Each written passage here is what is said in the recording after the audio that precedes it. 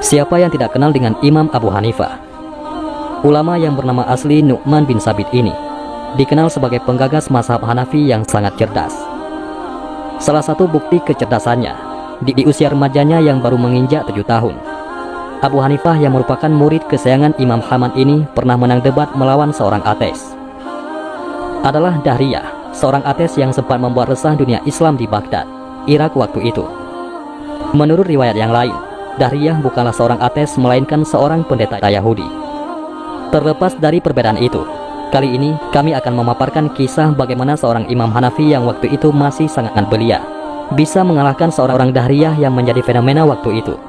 Cerita ini bermula ketika seorang bernama Dahriyah datang ke Baghdad dan membuat gempar masyarakat muslim waktu itu dengan mencoba merusak keyakinan yang berkaitan dengan ketuhanan. Para ulama pun mencoba berdebat dengannya. Namun sayangnya, setiap ulama yang berdebat, argumen-argumen mereka mudah dipatahkan oleh Dahriyah. Hal ini tentu kemudian membuat khalifah risau. Maka sang khalifah menyuruh para menterinya untuk meninjau di daerah lain. Barangkali ada seorang ulama yang bisa menandingi argumen-argumen Dahriyah. Kemudian para utusan khalifah menemui Imam Ahmad bin Sulaiman, salah seorang tokoh teolog mazhab Asy'ari. Beliau juga merupakan guru dari Imam Abu Hanifah. Setelah para utusan itu menyampaikan kerisauan sang khalifah, maka disepakatilah akan dilakukan debat terbuka antara Imam Ahmad dengan Dahriyah. Selain itu, sang khalifah meminta agar perdebatan itu dilakukan di Masjid Jami agar bisa disaksikan oleh banyak orang.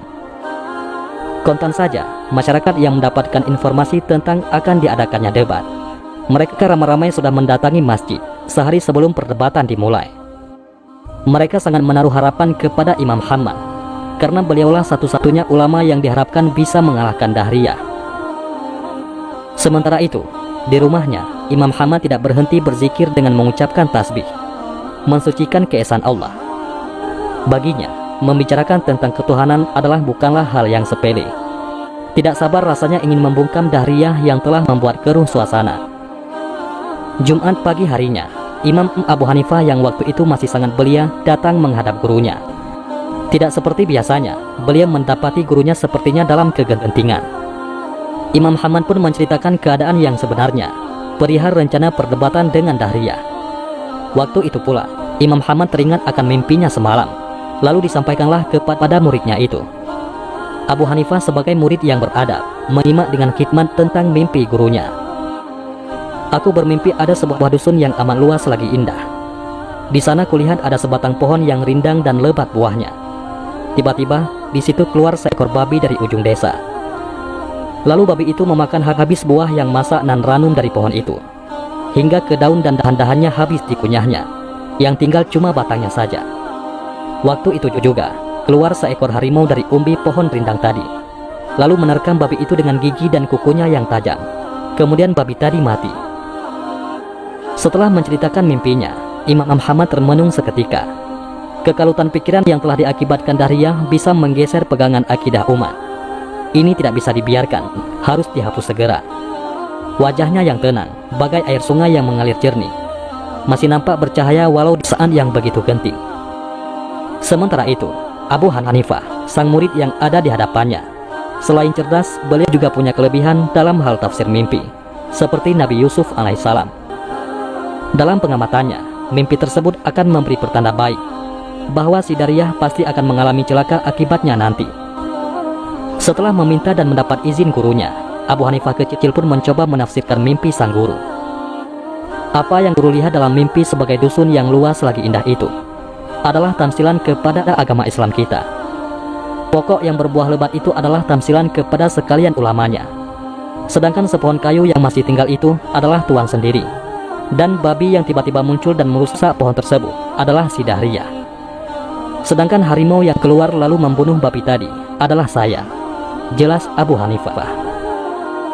Setelah menjelaskan perihal tafsir mimpi sang guru, Abu Hanifah pun memohon agar gurunya memberikan izin, biar dirinya saja yang berdebat dengan Dahriyah. Sang guru pun memberikan izin dan restu. Kemudian berangkatlah guru dan murid ini menuju Masjid Jami.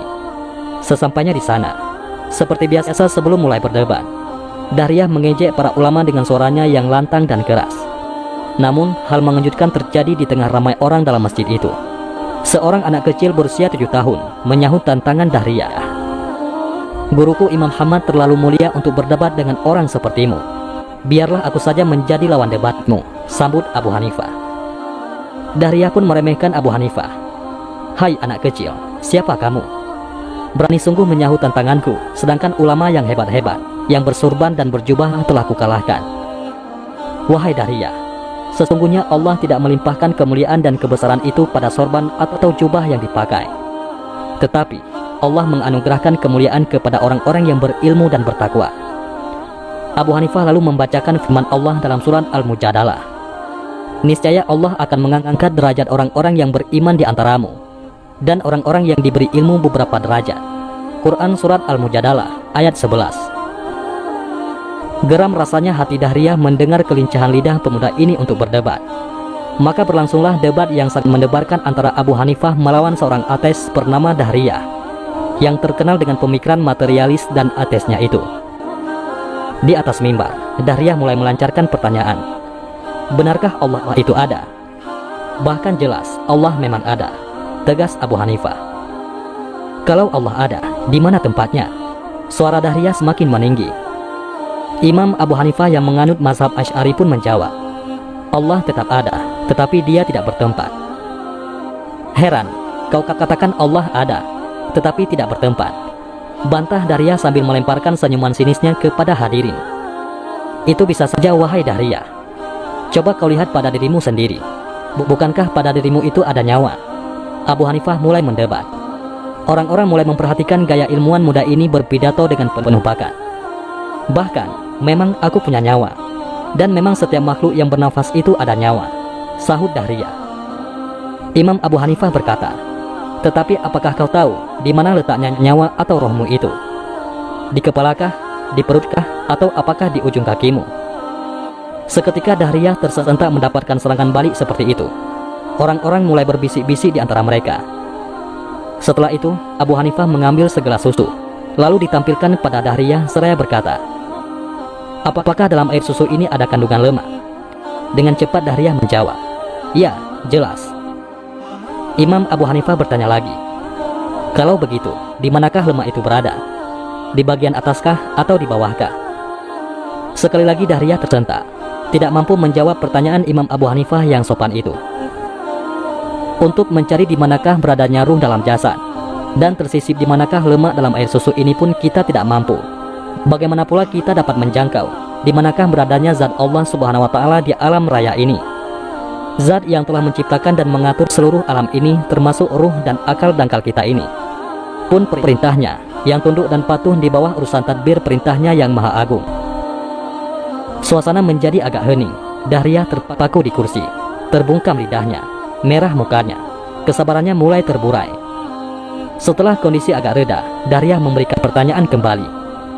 Hai anak muda, apakah yang ada sebelum Allah? Dan apa pula yang muncul setelah dia? Semua mata tertuju pada Abu Hanifah, murid Imam Hamad yang pintar ini. Wahai Dahriyah, tidak ada sesuatu pun yang ada sebelum Allah, dan tidak ada sesuatu pun yang akan muncul setelahnya. Allah Subhanahu wa Ta'ala tetap qadim dan azali. Dialah yang awal dan dialah yang akhir, tegas Abu Hanifah singkat tapi padat. Sangat aneh, mana mungkin begitu? Tuhan wujud tanpa ada permulaannya, dan mana mungkin dia pula yang terakhir, tanpa ada lagi yang setelahnya. Dahriyah mencoba berdalih dengan pikiran logika. Dengan tersenyum, Abu Hanifah menjelaskan, iya, dalilnya ada pada diri kamu sendiri. Coba kau lihat pada ibu jarimu itu. Jari apakah yang kau lihat sebelum jari ini? Sambil menunjukkan ibu jarinya ke langit. Dan beberapa hadirin juga melakukan hal yang sama. Dan pada jari manis Anda itu, ada lagikah jari yang berikutnya? Dahriyah membalik-balik jarinya. Tidak terpikir olehnya persoalan yang sekecil itu yang disampaikan oleh Abu Hanifah. Jadi, kalaulah pada jari kita yang kecil ini pun tidak mampu kita berpikir, apalagi Allah, zat yang maha agung itu, yang tidak satu pun yang mendahuluinya, dan tiada sesuatu yang kemudian setelahnya. Sekali lagi Dahriyah tercengang, bungkam, namun masih tidak berputus asa untuk mematahkan argumen anak muda yang telah mempermalukannya di muka umum. Khalifah sangat kagum. Dahriyah pun berpikir, mencari ide. Seperti suatu ilham baru telah menyuntik otaknya, ia pun tersenyum. Hati Dahriyah bergejolak bagai air tengah mendidih. Debat antara Abu Hanifah melawan ateis itu pun berlanjut. Ini pertanyaan yang terakhir buatmu, wahai anak kecil. Sengaja Dahriyah mengeraskan suaranya agar bisa menutupi rasa malunya.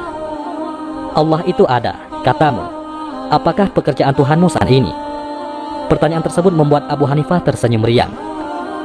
Ini pertanyaan yang sungguh menarik. Tapi dari tadi Anda melontarkan pertanyaan di atas mimbar dengan suara lantang yang bisa didengar semua hadirin. Jadi harusnya sekarang saya yang berada di atas mimbar tinggi agar jawaban saya dapat didengar oleh semua orang yang hadir, kata Abu Hanifah. Abu Hanifah mempersilahkan Dahriyah turun dari mimbar. Dahriyah pun berjalan turun meninggalkan mimbar Masjid Jami, memberi tempat untuk Abu Hanifah. Setelah di atas mimbar, Abu Hanifah berkata dengan suara lantang berwibawa, "Ketahuilah wahai Dahriyah dan para hadirin, bahwa kerja Allah saat ini adalah menggugurkan yang batil. Sebagaimana Dahriyah yang berada di atas mimbar diturunkan Allah ke bawah mimbar. Dan Allah juga telah menaikkan yang hak, sebagaimana aku yang berada di bawah sana telah dinaikkan ke atas mimbar Masjid Jami ini." Bagai halilintar menyambar, argumen Abu Hanifah menerjang kedua pipi Dahriyah. Seiring dengan itu, bergemalah pekikan takbir dari massa yang membludak memenuhi Masjid Jami. Allahu Akbar, Allahu Akbar, Allahu Akbar. Mereka memuji kewibawaan Abu Hanifah yang telah berhasil menyelamatkan martabat Islam dari lidah Dahriyah yang sesat lagi menyesatkan itu. Begitulah kisah debat antara Imam Abu Hanifah melawan seorang ateis. Beliau yang merupakan salah seorang pendiri mazhab 4 ini memang dikenal sebagai ahli ra'yu atau logika. Kecerdasannya diakui oleh ulama yang sezaman maupun generasi setelahnya.